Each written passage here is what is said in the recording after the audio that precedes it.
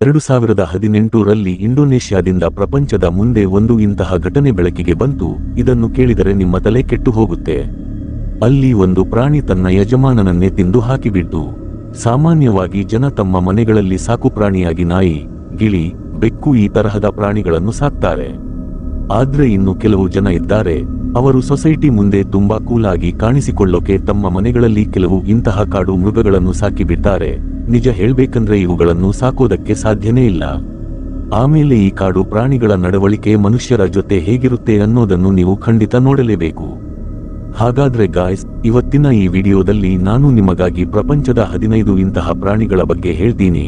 ಇವುಗಳನ್ನು ಜನ ಗೊತ್ತಿಲ್ಲದೆ ತಮ್ಮ ಮನೆಗಳಲ್ಲಿ ಸಾಕಿಬಿಟ್ಟರು. ಬನ್ನಿ ಹಾಗಾದ್ರೆ ಇವತ್ತಿನ ನಮ್ಮ ಈ ವಿಡಿಯೋನ ಶುರು ಮಾಡೋಣ. 15 ಜನವರಿ ಗೊತ್ತಿಲ್ಲದೆ ಸಾಕಿಬಿಟ್ಟ ಕಾಡು ರಾಕ್ಷಸರು. ಇದರಲ್ಲಿ ನಂಬರ್ 15ರಲ್ಲಿ ಇರೋದು ಟೈಗರ್ಸ್, ಹುಲಿಗಳು. ಗಾಯ್ಸ್, ನೀವು ಸೋಷಿಯಲ್ ಮೀಡಿಯಾದಲ್ಲಿ ನೋಡಿರಬಹುದು, ತುಂಬಾ ಜನ ತಮ್ಮ ಮನೆಗಳಲ್ಲಿ ಹುಲಿ ತರಹದ ಕಾಡು ಪ್ರಾಣಿಗಳನ್ನು ಸಾಕ್ತಾರೆ. ಇದರಿಂದ ಅವರಿಗೆ ತಾವೇನೋ ಹುಲಿನ ಸಾಕಿದ ತಕ್ಷಣ ತುಂಬಾ ಪವರ್ಫುಲ್ ಆಗಿ ಬಿಟ್ಟಿದ್ದೀವಿ ಅಂತ ಅನ್ಸುತ್ತೆ. ಆದ್ರೆ ಅಸಲಿಗೆ ವಿಷಯ ಹಾಗಿಲ್ಲವೇ ಇಲ್ಲ. ಯಾಕಂದ್ರೆ ಹುಲಿ ಅನ್ನೋದು ಸಾಕುವಂತ ಪ್ರಾಣಿನೇ ಅಲ್ಲ. ಅದನ್ನ ಯಾರು ಕೂಡ ತಮ್ಮ ಮನೆಯಲ್ಲಿ ಪೆಟ್ ತರಹ ಇಟ್ಟುಕೊಳ್ಳೋಕೆ ಸಾಧ್ಯನೇ ಇಲ್ಲ. ಯಾಕಂದ್ರೆ ಹುಲಿ ನಿಮ್ಮ ಜೊತೆ ಅಲ್ಲಿಯವರೆಗೂ ಮಾತ್ರ ಒಳ್ಳೆ ಫ್ರೆಂಡ್ ಆಗಿರುತ್ತೆ. ಎಲ್ಲಿಯವರೆಗೂ ಅಂದ್ರೆ ಅದಕ್ಕೆ ಹೊಟ್ಟೆ ಹಸಿವಾಗಿರೋದಿಲ್ಲವೋ ಅಲ್ಲಿಯವರೆಗೂ ಮಾತ್ರ. ಒಂದು ವೇಳೆ ಹುಲಿಗೆ 2 ರಿಂದ 3 ದಿನಗಳ ಕಾಲ ಊಟ ಕೊಡದೆ ಹಸಿದಿರೋ ಹಾಗೆ ಬಿಟ್ಟರೆ, ಆಮೇಲೆ ನೀವು ಆ ಹುಲಿ ಮುಂದೆ ಅದರ ಯಜಮಾನನನ್ನೇ ತಂದು ನಿಲ್ಲಿಸಿದ್ರೂ ಸಹ ಆ ಹುಲಿ ಅವನನ್ನೇ ಕೊಂದು ತನ್ನ ಹೊಟ್ಟೆ ತುಂಬಿಸಿಕೊಳ್ಳುತ್ತೆ. ನೀವು ದುಬೈನ ತುಂಬಾ ವಿಡಿಯೋಗಳನ್ನು ನೋಡಿರಬಹುದು. ಅಲ್ಲಿನ ಜನ ತಮ್ಮ ಮನೆಗಳಲ್ಲಿ ಈ ಹುಲಿಗಳನ್ನು ಸಾಕ್ತಾರೆ. ಆದ್ರೆ ನಿಮಗೊಂದು ವಿಷಯ ಗೊತ್ತಾ? ಈ ಜನ ತಮ್ಮ ಹುಲಿಗಳನ್ನು ಯಾವತ್ತೂ ಹಸಿದಿರೋ ಹಾಗೆ ಬಿಡೋದೇ ಇಲ್ಲ. ಇದಕ್ಕೆ ಸಂಬಂಧಪಟ್ಟ ಹಾಗೆ ದುಬೈನ ಒಂದು ನಿಜವಾದ ಘಟನೆ ಇದೆ. ಇದನ್ನು ಕೇಳಿದ್ರೆ ನಿಮಗೂ ಇವರ ಅಸಲಿ ಸತ್ಯ ಏನೆಂಬುದು ಗೊತ್ತಾಗಿ ಬಿಡುತ್ತೆ. ದುಬೈನ ಒಬ್ಬ ದೊಡ್ಡ ಶೇಖ್ ಮೊಹಮ್ಮದ್ ಜಮೀಲ್ ಅನ್ನೋರು ತಮ್ಮ ಮನೆಯಲ್ಲಿ ಒಂದು ಸಿಂಹವನ್ನು ಸಾಕಿದ್ರು. ಅವರು ಆ ಸಿಂಹವನ್ನು ಸಾಕಲು ತಂದಾಗ ಅದರ ವಯಸ್ಸು ತುಂಬಾ ಕಮ್ಮಿ ಇತ್ತು. ಅಂದ್ರೆ ಅದು ಒಂದು ಚಿಕ್ಕ ಮರಿಯಾಗಿತ್ತು. ಆದ್ರೆ ದಿನ ಕಳೆದಂತೆ ಆ ಸಿಂಹದ ವಯಸ್ಸು ಬೆಳೀತಾ ಹೋದ ಹಾಗೆ ಅದರ ಸೈಜ್ ಕೂಡ ದೊಡ್ಡದಾಗ್ತಾ ಹೋಯಿತು. ಇನ್ನು ಸೈಜ್ ದೊಡ್ಡದಾದ ಮೇಲೆ ಅದರ ಹೊಟ್ಟೆ ಹಸಿವು ಕೂಡ ಜಾಸ್ತಿ ಆಯಿತು. ಒಂದು ಸಲ ಶೇಖ್ ಜಮೀಲ್ ಅವರು ತಮ್ಮ ಸಿಂಹವನ್ನು ಮನೆಯಲ್ಲೇ ಬಿಟ್ಟು ಯಾವುದೋ ಕೆಲಸದ ಮೇಲೆ 1 ವಾರದ ಮಟ್ಟಿಗೆ ಊರ ಹೊರಗೆ ಹೋಗಬೇಕಾಗಿ ಬಂತು. ಅವರು ಹೋದ ಮೇಲೆ ಅವರ ಟೈಗರ್ನ, ಸಿಂಹದ ಜವಾಬ್ದಾರಿಯನ್ನು ಅವರ ಕೆಲಸದವನು ನೋಡ್ಕೊಳ್ತಾ ಇದ್ದ. ಆದ್ರೆ ಆ ಕೆಲಸದವನಿಂದ ಒಂದು ದೊಡ್ಡ ತಪ್ಪಾಗಿಬಿಟ್ಟು. ಅದೇನಪ್ಪ ಅಂದ್ರೆ ಅವನು ಆ ಸಿಂಹಕ್ಕೆ ಪೂರ್ತಿಯಾಗಿ ಹೊಟ್ಟೆ ತುಂಬುವಷ್ಟು ಊಟನೇ ಹಾಕ್ತಾ ಇರಲಿಲ್ಲ. ಹೀಗೆ ಸತತವಾಗಿ 4 ದಿನಗಳ ಕಾಲ ನಡೆಯಿತು. ಸಿಂಹಕ್ಕೆ ಹೊಟ್ಟೆ ತುಂಬದೇ ಇರೋ ಕಾರಣ ಅದು ಹಸಿವಿನಿಂದ ನರಳ್ತಾ ಇತ್ತು. ಇದಾದ ಮೇಲೆ 5ನೇ ದಿನ ಯಾವಾಗ ಈ ಕೆಲಸದವನು ಅದಕ್ಕೆ ಊಟ ಹಾಕೋಕೆ ಅಂತ ಪಂಜರದ ಒಳಗಡೆ ಹೋದನೋ, ಅವತ್ತು ಆ ಸಿಂಹ ಹಸಿವಿನಿಂದ ತಡೆಯಲಾರದೆ ಆ ಕೆಲಸದವನ ಮೇಲೆಯೇ ಅಟ್ಯಾಕ್ ಮಾಡಿಬಿಟ್ಟು. ಈ ಕಾರಣದಿಂದ ಆ ಕೆಲಸದವನು ತುಂಬಾ ಭೀಕರವಾಗಿ ಗಾಯಗೊಂಡನು. ಇನ್ನು ನಂಬರ್ 14ರಲ್ಲಿ ಇರೋದು ರೈನೋ, ಖಡ್ಗಮೃಗ. ಗಾಯ್ಸ್, ರೈನೋಗಳು ಮೈಕಟ್ಟಿನಲ್ಲಿ ತುಂಬಾ ದೊಡ್ಡದಾಗಿರುತ್ತವೆ ಮತ್ತು ಇವು ಸಸ್ಯಾಹಾರಿ. ರೈನೋ, ಖಡ್ಗಮೃಗ. ರೈನೋ ಅನ್ನೋದು ಕಾಡಿನಲ್ಲಿ ಹುಲ್ಲುಗಾಡು ಮೇದು ತನ್ನ ಹೊಟ್ಟೆ ತುಂಬಿಸಿಕೊಳ್ಳುವ ಒಂದು ಸಸ್ಯಾಹಾರಿ ಪ್ರಾಣಿ. ಆದ್ರೆ ಇದರ ಮುಖಭಾವ ಮತ್ತು ಕೋಪ, ನೇಚರ್ ತುಂಬಾ ಡೇಂಜರ್ ಆಗಿರುತ್ತೆ. ತನ್ನ ಈ ಉಗ್ರ ಸ್ವಭಾವದಿಂದಾಗಿ ಇದು ಕಾಡಿನಲ್ಲಿ ಎಂತಹ ದೊಡ್ಡ ಮೃಗ ಎದುರಾದರೂ ಅದರ ಜೊತೆ ಜಗಳಕ್ಕೆ ಬೀಳೋಕೆ ಹಿಂದೆ ಮುಂದೆ ನೋಡಲ್ಲ. ಇದರ ಸ್ವಭಾವ ಇರೋದೇ ಹೀಗೆ. ಅಂದ್ರೆ ಇದನ್ನ ಯಾವತ್ತೂ ನಮ್ಮ ಕಂಟ್ರೋಲ್ನಲ್ಲಿ ಇಟ್ಟುಕೊಳ್ಳೋಕೆ ಆಗಲ್ಲ. ಇವು ಬೆಳೀತಾ ಬೆಳೀತಾ ಇನ್ನೂ ಜಾಸ್ತಿ ಮುಖಂಡತನ ಮತ್ತು ಕೋಪ ತೋರಿಸೋಕೆ ಶುರು ಮಾಡ್ತಾವೆ. ಆದ್ರೆ ಚಿಕ್ಕ ವಯಸ್ಸಿನಲ್ಲಿ ರೈನೋ ನೋಡೋಕೆ ತುಂಬಾ ಮುದ್ದಾಗಿರುತ್ತೆ, ಕ್ಯೂಟ್. ಅದರ ಜೊತೆ ನೀವು ಆಟ ಆಡಬಹುದು, ಬೇಕಿದ್ರೆ ನಿಮ್ಮ ಮನೆಯಲ್ಲೂ ಇಟ್ಟುಕೊಳ್ಳಬಹುದು. ಉದಾಹರಣೆಗೆ ಇವರೇ ನೋಡಿ, ಜಾನ್ ಮತ್ತು ಅವರ ಹೆಂಡತಿ ಜೂಡಿ ಟ್ರಾವರ್ಸ್. ಈ ಗಂಡ ಹೆಂಡತಿ ಇಬ್ಬರು ಸೇರಿ ತಮ್ಮ ಮನೆಯಲ್ಲಿ ಒಂದು ರೈನೋನ ಸಾಕ್ತಿದ್ದಾರೆ. ಈ ರೈನೋ ಅವರ ಮನೆಯಲ್ಲಿ ಯಾವುದೇ ಅಡ್ಡಿ ಆತಂಕ ಇಲ್ಲದೆ ಎಲ್ಲೆಂದರಲ್ಲಿ ಓಡಾಡಿಕೊಂಡಿರುತ್ತೆ. ಬೆಳಗ್ಗೆ ಆಗ್ತಾ ಇದ್ದ ಹಾಗೆ ಈ ರೈನೋ ಅವರ ಬೆಡ್ರೂಮ್ಗೆ ಬಂದು ತನಗೆ ಊಟ ಬೇಕು ಅಂತ ಕೇಳುತ್ತೆ. ಆಮೇಲೆ ಜೂಡಿ ಟ್ರಾವರ್ಸ್ ಅದಕ್ಕೆ ಫೀಡರ್ನಲ್ಲಿ ಹಾಲು ಕುಡಿಸ್ತಾರೆ. ಇದಾದ ಮೇಲೆ ಇಡೀ ಫ್ಯಾಮಿಲಿ ಡೈನಿಂಗ್ ಟೇಬಲ್ ಮೇಲೆ ಕೂತು ಬ್ರೇಕ್ಫಾಸ್ಟ್ ಮಾಡುವಾಗ ಈ ರೈನೋ ಕೂಡ ಬಂದು ಅವರ ಪಕ್ಕದಲ್ಲೇ ನಿಂತುಕೊಳ್ಳುತ್ತೆ. ಈಗ ಈ ರೈನೋಗೆ 1 ವರ್ಷ ವಯಸ್ಸಾಗಿದೆ. ಇವರ ಫ್ಯಾಮಿಲಿ ಈಗ ಏನು ಹೇಳ್ತಿದ್ದಾರೆ ಅಂದ್ರೆ, ಇನ್ಮೇಲೆ ನಮ್ಮಿಂದ ಇದನ್ನ ನಿಭಾಯಿಸೋಕೆ ಆಗಲ್ಲ ಅಂತಿದ್ದಾರೆ. ಯಾಕಂದ್ರೆ 1 ವಯಸ್ಸು ಬಂದ ಮೇಲೆ ರೈನೋಗಳಿಗೆ ಸಿಕ್ಕಾಪಟ್ಟೆ ಕೋಪ ಜಾಸ್ತಿ ಆಗ್ತಾ ಹೋಗುತ್ತೆ. ಇತ್ತೀಚೆಗೆ ಅದರ ನಡವಳಿಕೆಯಲ್ಲೂ ಇವರಿಗೆ ತುಂಬಾ ಬದಲಾವಣೆಗಳು ಕಾಣಿಸೋಕೆ ಶುರುವಾಗಿವೆ. ಇದನ್ನೆಲ್ಲ ನೋಡಿ ಬೇಸತ್ತ ಈ ಫ್ಯಾಮಿಲಿ ಕೊನೆಗೆ ಆ ರೈನೋನ ಒಂದು ನ್ಯಾಷನಲ್ ಪಾರ್ಕ್ಗೆ, ರಾಷ್ಟ್ರೀಯ ಉದ್ಯಾನವನ ತಗೊಂಡು ಹೋಗಿ ಬಿಟ್ಟು ಬಂದಿದ್ದಾರೆ. ನಂಬರ್ 13ರಲ್ಲಿ ಇರೋದು ಜೀಬ್ರಾ. ಗಾಯ್ಸ್, ಜೀಬ್ರಾ ಬಗ್ಗೆ ನಮಗೆಲ್ಲರಿಗೂ ಗೊತ್ತೇ ಇದೆ. ಆದ್ರೆ ನೀವು ಯಾವತ್ತಾದರೂ ಯೋಚನೆ ಮಾಡಿದ್ದೀರಾ? ಮನುಷ್ಯರು ಕುದುರೆ ಮತ್ತು ಕತ್ತೆಗಳನ್ನಂತೂ ಸಾಕು ಪ್ರಾಣಿ ಮಾಡಿಕೊಂಡಿದ್ದಾರೆ. ಆದ್ರೆ ಜೀಬ್ರಾ ನೋಡೋಕೆ ಥೇಟ್ ಅವುಗಳ ತರಹನೇ ಇದ್ರೂ ಕೂಡ ಇವತ್ತಿನವರೆಗೂ ಯಾರು ಯಾಕೆ ಇದನ್ನ ಸಾಕೋಕೆ ಹೋಗಿಲ್ಲ ಅಂತ. ಗಾಯ್ಸ್, ವಿಷಯ ಏನಪ್ಪಾ ಅಂದ್ರೆ ಜೀಬ್ರಾದ ನಡವಳಿಕೆ, ಬಿಹೇವಿಯರ್ ಎಂಥದ್ದು ಅಂತ ಇವತ್ತಿನವರೆಗೂ ಯಾರ ಕೈಯಲ್ಲೂ ಊಹಿಸೋಕೆ ಆಗಿಲ್ಲ. ಜೀಬ್ರಾ ಯಾವಾಗ ಯಾರ ಮೇಲೆ ಅಟ್ಯಾಕ್ ಮಾಡುತ್ತೆ ಅಂತ ಹೇಳೋಕೆ ಆಗಲ್ಲ. ಇದು ಬಿಟ್ಟರೆ ಒಂದು ವೇಳೆ ಜೀಬ್ರಾ ಏನಾದ್ರೂ ಟೆನ್ಷನ್ ಅಥವಾ ಸ್ಟ್ರೆಸ್ ನಲ್ಲಿದ್ರೆ ಅದು ಏನು ಮಾಡದೆ ಸುಮ್ಮನೆ ಕೂತು ಬಿಡುತ್ತೆ. ಇದೇ ಕಾರಣಕ್ಕೆ ಜೀಬ್ರಾನ ಸಾಕೋದು ತುಂಬಾ ಕಷ್ಟದ ಕೆಲಸ. ಆದ್ರೆ ಇವುಗಳಲ್ಲೂ ಸ್ವಲ್ಪ ಮಟ್ಟಿಗೆ ಪ್ರೀತಿ, ಮಮತೆ ಇರುತ್ತೆ. ಉದಾಹರಣೆಗೆ ಇದೇ ಜೀಬ್ರಾನ ನೋಡಿ, ಇದರ ಹೆಸರು ಎಬಿ. ಈ ಜೀಬ್ರಾ ಈ ಮನೆಗೆ ಯಾವಾಗ ಬೇಕಾದರೂ ಬರಬಹುದು, ಯಾವಾಗ ಬೇಕಾದರೂ ಹೋಗಬಹುದು. ಇದು ಈ ಮನೆ ಹತ್ತಿರ ಬಂದಾಗಲೆಲ್ಲ ಗೇಟ್ ಹತ್ತಿರ ನಿಂತು ಬೆಲ್ ಬಾರಿಸುತ್ತೆ. ಆಮೇಲೆ ಸೀದಾ ಮನೆ ಒಳಗಡೆ ನುಗ್ಗುತ್ತೆ. ಈ ಜೀಬ್ರಾ ಆ ಮನೆಯ ಯಜಮಾನನನ್ನ ತುಂಬಾ ಪ್ರೀತಿ ಮಾಡುತ್ತೆ. ಯಾಕಂದ್ರೆ ಈ ಫ್ಯಾಮಿಲಿಯವರು ಈ ಜೀಬ್ರಾನ ಯಾವುದೋ ಕಷ್ಟದಲ್ಲಿದ್ದಾಗ ಕಾಪಾಡಿ ಅದರ ಪ್ರಾಣ ಉಳಿಸಿದ್ರು. ಅಂದಿನಿಂದ ಈ ಜೀಬ್ರಾಗೆ ಈ ಫ್ಯಾಮಿಲಿ ಮೇಲೆ ಎಷ್ಟು ಅಟ್ಯಾಚ್ಮೆಂಟ್ ಆಗಿಬಿಟ್ಟಿದೆ ಅಂದ್ರೆ ಇದು ಇವರ ಮನೆಗೆ ಬಂದು ಅಲ್ಲಿರೋ ನಾಯಿ ಜೊತೆ, ಗಿಳಿ ಜೊತೆ ಎಲ್ಲ ಆಟ ಆಡುತ್ತೆ. ಅಷ್ಟೇ ಅಲ್ಲ, ಇವರ ಜೊತೆ ಕೂತು ಊಟ ಕೂಡ ಮಾಡುತ್ತೆ. ಆಮೇಲೆ ಸಂಜೆ ಆಗ್ತಾ ಇದ್ದ ಹಾಗೆ ಮನೆ ಬಿಟ್ಟು ಸೀದಾ ಕಾಡಿಗೆ ಹೊರಟು ಹೋಗುತ್ತೆ. ನಂಬರ್ 12ರಲ್ಲಿ ಇರೋದು ಪಾಂಡಾ. ಗಾಯ್ಸ್, ಈ ಪಾಂಡಾಗಳು ನೋಡೋಕೆ ತುಂಬಾ ಕ್ಯೂಟ್ ಆಗಿರ್ತಾವೆ. ಇವುಗಳನ್ನು ನೋಡಿದ್ರೆ ಛೇ, ಈ ಪಾಂಡಾನ ನಮ್ಮ ಮನೆಯಲ್ಲೂ ಸಾಕೋ ಹಾಗಿರಬೇಕಿತ್ತು ಅಂತ ಅನ್ಸುತ್ತೆ.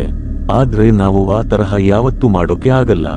ಯಾಕಂದ್ರೆ ಇವತ್ತಿನ ದಿನದಲ್ಲಿ ಇಡೀ ಪ್ರಪಂಚದಲ್ಲೇ ಕೇವಲ 2000 ಪಾಂಡಾಗಳು ಮಾತ್ರ ಉಳಿದುಕೊಂಡಿವೆ. ದಿನ ದಿನಕ್ಕೂ ಇವುಗಳ ಸಂಖ್ಯೆ ಕಮ್ಮಿ ಆಗ್ತಾನೇ ಇದೆ. ಇವುಗಳನ್ನು ಮನೆಯಲ್ಲಿ ಸಾಕೋದಕ್ಕೆ ಆಗಲ್ಲ, ಯಾಕಂದ್ರೆ ಇವು ತಿನ್ನೋ ವಿಷಯದಲ್ಲಿ ತುಂಬಾ ಸೆನ್ಸಿಟಿವ್ ಆಗಿರುತ್ತವೆ. ಇವುಗಳಿಗೆ ತಿನ್ನೋಕೆ ಬರೀ ಬಿದಿರು, ಬ್ಯಾಂಬೂ ಮಾತ್ರ ಬೇಕು. ಇದು ಬಿಟ್ಟರೆ ಇವು ಬೆಳಿತಾ ಬೆಳಿತಾ ಇವುಗಳ ಸೈಜ್ ಕೂಡ ಸಿಕ್ಕಾಪಟ್ಟೆ ದೊಡ್ಡದಾಗ್ತಾ ಹೋಗುತ್ತೆ. ಜೊತೆಗೆ ಇವುಗಳ ಸ್ವಭಾವ ಕೂಡ ಚೇಂಜ್ ಆಗುತ್ತೆ. ಇನ್ನೊಂದು ವಿಷಯ ಏನಂದ್ರೆ ಈ ಪಾಂಡಾಗಳು ಮರಿ ಮಾಡೋ ವಿಷಯದಲ್ಲಿ ರಿಪ್ರೊಡಕ್ಷನ್ ತುಂಬಾ ಸೋಮಾರಿಗಳು.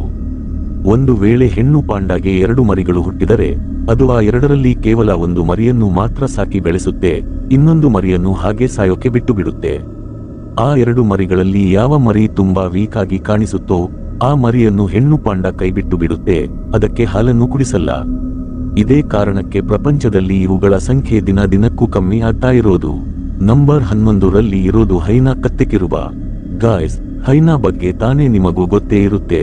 ಯಾಕಂದ್ರೆ ಹೈನಾ ಕತ್ತೆಕಿರುಬ, ಹೈನಾ ಅನ್ನೋದು ಪ್ರಪಂಚದ ಅತ್ಯಂತ ಡೇಂಜರ್ ಪ್ರಾಣಿಗಳಲ್ಲಿ ಒಂದು. ಈ ಪ್ರಾಣಿನ ಸಾಕೋದಂತೂ ಸಿಕ್ಕಾಪಟ್ಟೆ ಕಷ್ಟದ ಕೆಲಸ. 1790ರಲ್ಲಿ ಜೇಮ್ಸ್ ಬ್ರೂಸ್ ಅನ್ನೋ ಒಬ್ಬ ಟ್ರಾವೆಲರ್, ಪ್ರವಾಸಿಗ ತಾನು ಬರೆದ ಒಂದು ಬುಕ್ನಲ್ಲಿ ಏನಂತ ಬರೆದಿದ್ದಾನೆ ಅಂದ್ರೆ ಸೌತ್ ಆಫ್ರಿಕಾದಲ್ಲಿ ಇರೋ ಕೆಲವು ರೈತರು ತಮ್ಮ ಮನೆಗಳಲ್ಲಿ ಹೈನಾ ತರಹದ ಪ್ರಾಣಿಗಳನ್ನು ಸಾಕ್ತಾರೆ ಅಂತ. ಆಮೇಲೆ 1801ರಲ್ಲಿ ಸರ್ ಜಾನ್ ವೆರೋ ಅನ್ನೋರು ಕೂಡ ತಮ್ಮ ಬುಕ್ನಲ್ಲಿ ಸೌತ್ ಆಫ್ರಿಕಾದ ಬೆಟ್ಟಗುಡ್ಡಗಳಲ್ಲಿ ಇರೋ ಜನ ತಮ್ಮ ಜೊತೆ ಒಂದು ಹೈನಾನ ಇಟ್ಟುಕೊಳ್ಳುತ್ತಾರೆ ಅಂತ ಬರೆದಿದ್ದಾರೆ. ಅಲ್ಲಿನ ಜನ ದೊಡ್ಡ ದೊಡ್ಡ ಪ್ರಾಣಿಗಳನ್ನು ಬೇಟೆಯಾಡೋಕೆ ಈ ಹೈನಾನ ಬಳಸಿಕೊಳ್ತಾರೆ. ಇನ್ನು ಈ ಹೈನಾ ಕೂಡ ಅವರಿಗೆ ಬೇಟೆಯಾಡೋಕೆ ಪೂರ್ತಿಯಾಗಿ ಸಹಾಯ ಮಾಡುತ್ತೆ. ಇವತ್ತಿಗೂ ಸೌತ್ ಆಫ್ರಿಕಾದಲ್ಲಿ ಕೆಲವು ಜನ ಹೈನಾನ ತಮ್ಮ ಮನೆಯಲ್ಲಿ ಸಾಕ್ತಾರೆ. ಆದ್ರೆ ಅವರು ಈ ಹೈನಾನ ಸಾಕೋದರ ಜೊತೆಗೆ ತಮ್ಮ ಸೇಫ್ಟಿ, ಸುರಕ್ಷತೆ ಕಡೆಗೂ ಪೂರ್ತಿ ಗಮನ ಕೊಡ್ತಾರೆ. ಯಾಕಂದ್ರೆ ಹೈನಾ ಯಾವ ಟೈಮ್ನಲ್ಲಿ ಯಾರ ಮೇಲೆ ಬೇಕಾದ್ರೂ ಅಟ್ಯಾಕ್ ಮಾಡಿಬಿಡಬಹುದು. ನಂಬರ್ 10ರಲ್ಲಿ ಇರೋದು ಮೊಸಳೆ. ಗಾಯ್ಸ್, ಮೊಸಳೆನ ಮನೆಯಲ್ಲಿ ಸಾಕೋ ಬಗ್ಗೆ ಯಾರು ಕನಸಿನಲ್ಲೂ ಯೋಚನೆ ಮಾಡಲ್ಲ. ಆದ್ರೆ ಪ್ರಪಂಚದಲ್ಲಿ ಕೆಲವು ತಲೆಹರಟೆ ಜನ ಇರ್ತಾರೆ. ಅವರು ಮೊಸಳೆ ತರಹದ ಖತರ್ನಾಕ್ ಪ್ರಾಣಿಗಳನ್ನು ಕೂಡ ತಮ್ಮ ಮನೆಯಲ್ಲಿ ಸಾಕಿಬಿಡ್ತಾರೆ. ಉದಾಹರಣೆಗೆ ಇಲ್ಲೊಂದು ಇಂಡೋನೇಷ್ಯಾದ ಫ್ಯಾಮಿಲಿ ಇದೆ. ಇವರು ತಮ್ಮ ಮನೆಯಲ್ಲಿ ಒಂದು ಮೊಸಳೆನ ಸಾಕಿದ್ದಾರೆ. ಈ ಮೊಸಳೆಗೋಸ್ಕರನೇ ಇವರು ತಮ್ಮ ಮನೆಯಲ್ಲಿ ಒಂದು ಸಪರೇಟ್ ಆದ ಸ್ವಿಮ್ಮಿಂಗ್ ಪೂಲ್ ಕಟ್ಟಿಸಿದ್ದಾರೆ. ಆ ಮೊಸಳೆ ಇಡೀ ದಿನ ಆ ಪೂಲ್ ಒಳಗಡೆನೆ ಬಿದ್ದಿರುತ್ತೆ. ಇನ್ನು ಇವರು ದಿನಾಲೂ ಆ ಪೂಲ್ನ ನೀರನ್ನ ಚೇಂಜ್ ಮಾಡ್ತಾರೆ. ಅಷ್ಟೇ ಅಲ್ಲದೆ ದಿನ ಅದನ್ನ ಕ್ಲೀನ್ ಕೂಡ ಮಾಡ್ತಾರೆ. ಯಾವಾಗಲಾದ್ರೂ ಈ ಮೊಸಳೆಗೆ ಹೊಟ್ಟೆ ಹಸಿದ್ರೆ ಅದು ಸ್ವಿಮ್ಮಿಂಗ್ ಪೂಲ್ನಿಂದ ಆಚೆ ಬಂದು ಮನೆಯಲ್ಲಿರೋ ಟೈಲ್ಸ್ ಫ್ಲೋರ್ ಮೇಲೆ ಬಂದು ಕೂತ್ಕೊಳ್ಳುತ್ತೆ. ಆದ್ರೆ ಈ ಮೊಸಳೆ ಇವತ್ತಿನವರೆಗೂ ಆ ಫ್ಯಾಮಿಲಿಯ ಯಾರಿಗೂ ಯಾವುದೇ ತರಹದ ತೊಂದರೆ ಕೊಟ್ಟಿಲ್ಲ. ಆ ಮನೆಯ ಸಣ್ಣ ಸಣ್ಣ ಮಕ್ಕಳು ಈ ಮೊಸಳೆ ಜೊತೆ ಅದರ ಮೈ ಮೇಲೆ ಹತ್ತಿ ಎಲ್ಲ ಆಟ ಆಡ್ತಿರ್ತಾರೆ. ಆದ್ರೂ ಕೂಡ ಈ ಮೊಸಳೆ ಅವರಿಗೆ ಏನು ಮಾಡಲ್ಲ. ನಂಬರ್ 9ರಲ್ಲಿ ಇರೋದು Komodo dragon. Guys, Komodo dragon Komodo dragon ಅನ್ನೋದು ಪ್ರಪಂಚದ ಒಂದು ಇಂತಹ ಕಾಡು ಮೃಗ. ಇದು ಸಿಕ್ಕಾಪಟ್ಟೆ ವಿಷಪೂರಿತವಾಗಿರೋದರ ಜೊತೆಗೆ ಅಷ್ಟೇ ಡೇಂಜರ್ ಕೂಡ ಹೌದು. ಇದು ಒಂದು ಸಲ ಯಾವುದಾದ್ರೂ ಬೇಟೆ ಹಿಂದೆ ಬಿದ್ದರೆ ಫಸ್ಟ್ ಅದನ್ನ ತನ್ನ ವಿಷದಿಂದಲೇ ಸಾಯಿಸಿ ಬಿಡುತ್ತೆ, ಆಮೇಲೆ ಅದನ್ನ ಇಡಿಯಾಗಿ ಹಾಗೆ ನುಂಗಿ ಹಾಕಿಬಿಡುತ್ತೆ.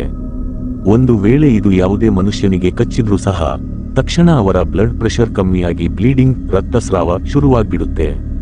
ಸಿಕ್ಕಾಪಟ್ಟೆ ರಕ್ತ ಸೋರೋದ್ರಿಂದ ಅವರ ಮೈಯಲ್ಲಿ ರಕ್ತನೇ ಇಲ್ಲದ ಹಾಗೆ ಆಗ್ಬಿಡುತ್ತೆ. ಈ ಕೊಮೊಡೋ ಡ್ರ್ಯಾಗನ್ ಇಷ್ಟೊಂದು ಖತರ್ನಾಕ್ ಆಗಿದ್ರೂ ಕೂಡ ಒಬ್ಬ ಹುಡುಗ ಈ ಮೃಗಾಲಯ ಒಳಗಡೆ ಹೋಗಿ ಇದನ್ನ ಸಾಕ್ತಿದ್ದಾನೆ. ಅವನು ಇದಕ್ಕೆ ಕಿಸ್ ಕೂಡ ಮಾಡ್ತಾನೆ, ಇದರ ಜೊತೆ ಆಟ ಆಡ್ತಾನೆ. ಈಗ ಈ ವಿಷಯದ ಬಗ್ಗೆ ನಿಮ್ಮ ಅಭಿಪ್ರಾಯ ಏನು?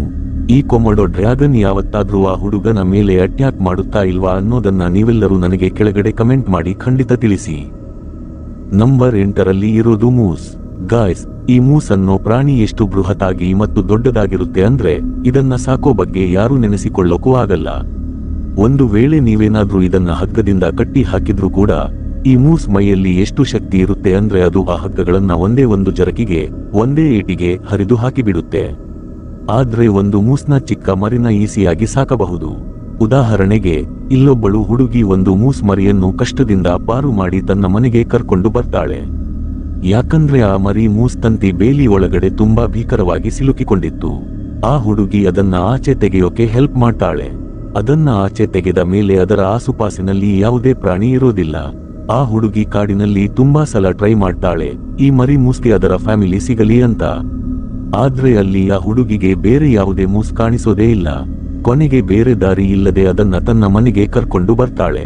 ಅವಳು ಅದರ ಜೊತೆ ಆಟ ಆಡ್ತಾಳೆ, ಅದನ್ನ ಆಚೆ ವಾಕಿಂಗ್ ಕೂಡ ಕರ್ಕೊಂಡು ಹೋಗ್ತಾಳೆ. ಆಮೇಲೆ ಮೆಲ್ಲನೆ ಈ ಮೂಸ್ ಎಷ್ಟು ದೊಡ್ಡದಾಗ್ತಾ ಹೋಗುತ್ತೆ ಅಂದ್ರೆ ಒಂದು ಟೈಮ್ ಬಂದ ಮೇಲೆ ಇದನ್ನ ಕಂಟ್ರೋಲ್ ಮಾಡೋದು ಸಿಕ್ಕಾಪಟ್ಟೆ ಕಷ್ಟ ಆಗ್ಬಿಡುತ್ತೆ. ಇದನ್ನೆಲ್ಲ ನೋಡಿ ಆ ಹುಡುಗಿ ಕೊನೆಗೆ ಆ ಮೂಸ್ನ ಕಾಡಿಗೆ ತಗೊಂಡು ಹೋಗಿ ಬಿಟ್ಟು ಬರ್ತಾಳೆ.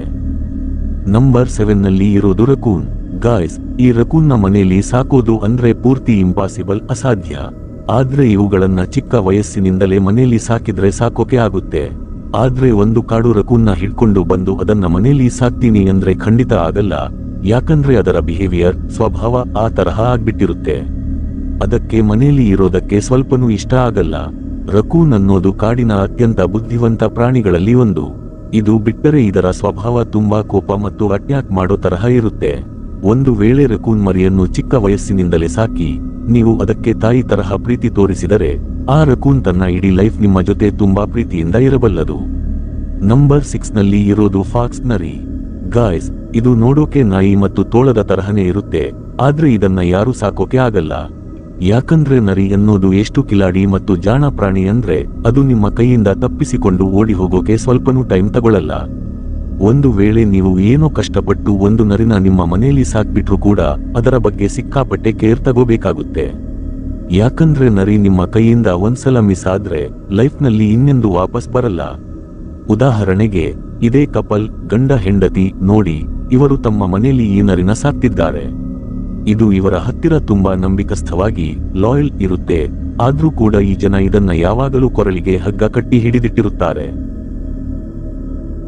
ನಂಬರ್ 5ನಲ್ಲಿ ಇರೋದು ಹಾವು. ಗಾಯ್ಸ್, ಒಂದು ಹಾವನ್ನು ಮನೆಯಲ್ಲಿ ಸಾಕೋದು ಸಿಕ್ಕಾಪಟ್ಟೆ ಡೇಂಜರಸ್ ಆಗಬಹುದು.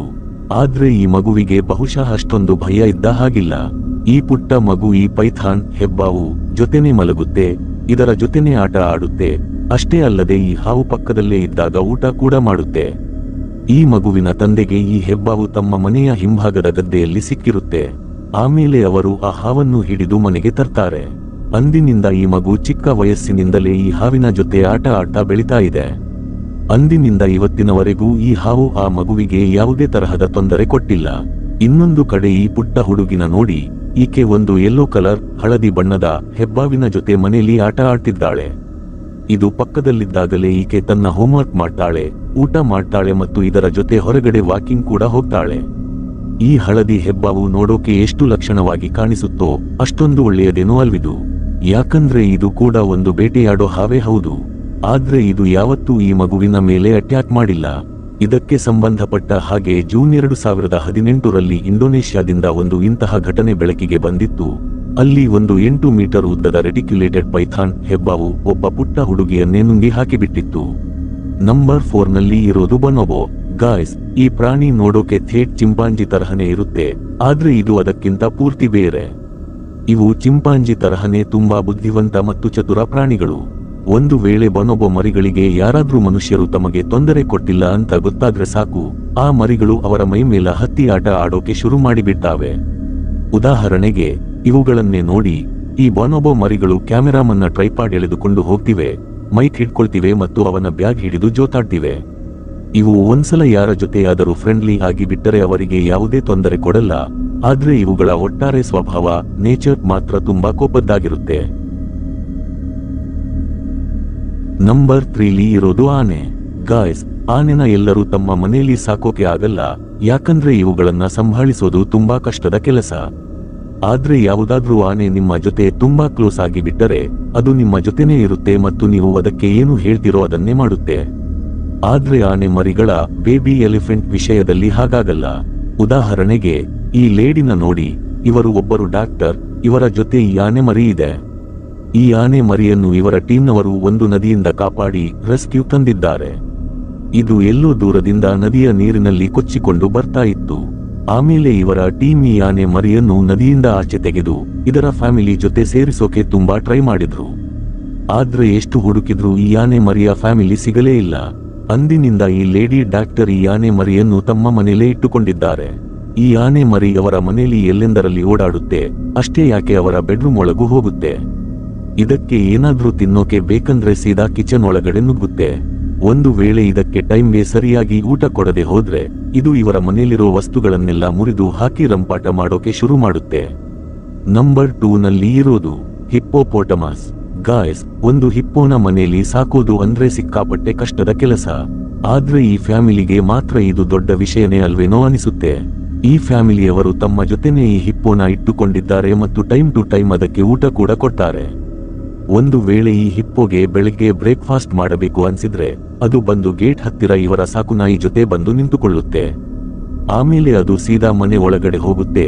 ಆಮೇಲೆ ಇವರೆಲ್ಲರೂ ಡೈನಿಂಗ್ ಟೇಬಲ್ ಮೇಲೆ ಕೂತು ಆರಾಮಾಗಿ ಊಟ ಮಾಡ್ತಾರೆ. ಈ ಫ್ಯಾಮಿಲಿ ಮನೆಯಲ್ಲಿರೋ ಈ ಹಿಪ್ಪೋನ ನೋಡೋಕೆ ಅಂತಾನೆ ಜನ ದೂರ ದೂರದಿಂದ ಬರ್ತಾರೆ. ಅಷ್ಟೇ ಅಲ್ಲದೆ ಇದಕ್ಕೆ ತಿನ್ನೋಕೆ ಏನಾದ್ರೂ ಕೊಟ್ಟು ಹೋಗ್ತಾರೆ. ಹಾಗಾದ್ರೆ ಗಾಯ್ಸ್, ಫೈನಲ್ ಆಗಿ ಈಗ ನಂಬರ್ 1 ಜಾಗದಲ್ಲಿ ಇರೋ ಪ್ರಾಣಿ ಬಗ್ಗೆ ಮಾತಾಡೋಣ. Great white shark. ನಂಬರ್ 1 ಜಾಗದಲ್ಲಿ ಇರೋದು great white shark. Guys, great white shark ಅನ್ನೋದು ಸಮುದ್ರದ ಅತ್ಯಂತ ಖತರ್ನಾಕ್ ಮೀನುಗಳಲ್ಲಿ ಒಂದು. ಇನ್ನು ಇದನ್ನ ಸಾಕೋ ವಿಷಯನಂತೂ ತಲೆಯಿಂದಲೇ ಬಿಟ್ಟು ಬಿಡಿ. ಹಿಂದೆ ತುಂಬಾ ಜನ ಇದನ್ನ ಸಾಕೋಕೆ ಅಂತ ಟ್ರೈ ಮಾಡಿದ್ರು. ಅದಕ್ಕೋಸ್ಕರ ದೊಡ್ಡ ದೊಡ್ಡ ಸ್ವಿಮ್ಮಿಂಗ್ ಪೂಲ್ಗಳಲ್ಲಿ ಕೂಡ ಇದನ್ನ ಇಟ್ಟಿದ್ರು. ಆದ್ರೆ ಈ ಗ್ರೇಟ್ ವೈಟ್ ಶಾರ್ಕ್ ನೀರ ಒಳಗಡೆ ಬದುಕೋಕೆ ಸಾಧ್ಯನೇ ಆಗಲಿಲ್ಲ, ಸರ್ವೈವ್ ಆಗಲಿಲ್ಲ. ಇದು ಬಿಟ್ಟರೆ ನೀವು ಇಂಟರ್ನೆಟ್ನಲ್ಲಿ ಇಂತಹ ತುಂಬಾ ವಿಡಿಯೋಗಳನ್ನು ನೋಡಿರಬಹುದು. ಅಲ್ಲಿ ಸ್ಕೂಬಾ ಡೈವರ್ಸ್ ಗೋತಾಖೋರ್ ಪಕ್ಕದಲ್ಲೇ ಶಾರ್ಕ್ ಈಜಾಡ್ತಾ ಇರುತ್ತೆ. ಆದ್ರೆ ಆ ಡೈವರ್ಸ್ಗೆ ಚೆನ್ನಾಗಿ ಗೊತ್ತಿರುತ್ತೆ ಈ ಶಾರ್ಕ್ ತಮ್ಮ ಮೇಲೆ ಯಾವ ಟೈಮ್ನಲ್ಲಿ ಅಟ್ಯಾಕ್ ಮಾಡುತ್ತೆ ಮತ್ತು ಯಾವ ಟೈಮ್ನಲ್ಲಿ ಮಾಡಲ್ಲ ಅಂತ. ಇದೇ ಧೈರ್ಯದ ಮೇಲೆ ಈ ಡೈವರ್ಸ್ ಆ ಶಾರ್ಕ್ ಆಸುಪಾಸಿನಲ್ಲಿ ಓಡಾಡ್ತಿರ್ತಾರೆ. ಆದ್ರೂ ಕೂಡ ಇವರು ತುಂಬಾ ಹೊತ್ತು ಆ ಶಾರ್ಕ್ ಹತ್ತಿರ ಇರೋದಿಲ್ಲ. ಯಾಕಂದ್ರೆ ಗ್ರೇಟ್ ವೈಟ್ ಶಾರ್ಕ್ ಮೂಡ್ ಹೇಗಿರುತ್ತೆ ಅಂತ ಯಾರ ಕೈಯಲ್ಲೂ ಹೇಳೋಕೆ ಆಗಲ್ಲ. ಅದು ಯಾವ ಟೈಮ್ನಲ್ಲಿ ನಿಮ್ಮ ಮೇಲೆ ಅಟ್ಯಾಕ್ ಮಾಡೋ ಮೂಡ್ಗೆ ಬರುತ್ತೆ ಅಂತ ಯಾರಿಗೆ ಗೊತ್ತು. ನೀವು ಇದಕ್ಕೆ ಎಷ್ಟೇ ವರ್ಷ ಸಾಕಿ ಊಟ ಹಾಕಿದ್ರೂ ಸಹ ಇದನ್ನ ನಿಮ್ಮ ಸಾಕು ಪ್ರಾಣಿ ಮಾಡಿಕೊಳ್ಳೋಕೆ ಆಗಲೇ ಇಲ್ಲ. ಅಂದ ಹಾಗೆ ಗಾಯ್ಸ್, ನಿಮಗೇನು ಅನ್ಸುತ್ತೆ? ಯಾವುದಾದ್ರೂ ಹೆಬ್ಬಾವನ್ನು, ಪೈಥನ್ ಸ್ನೇಕ್ ನಮ್ಮ ಮನೆಯಲ್ಲಿ ಸಾಕಬೇಕಾ ಬೇಡವಾ ಅನ್ನೋದನ್ನ ನೀವೆಲ್ಲರೂ ನನಗೆ ಕೆಳಗಡೆ ಕಮೆಂಟ್ ಮಾಡಿ ಖಂಡಿತ ತಿಳಿಸಿ. ಹಾಗಾದ್ರೆ ಗಾಯ್ಸ್, ಇವತ್ತಿನ ವಿಡಿಯೋದಲ್ಲಿ ಇಷ್ಟೇ.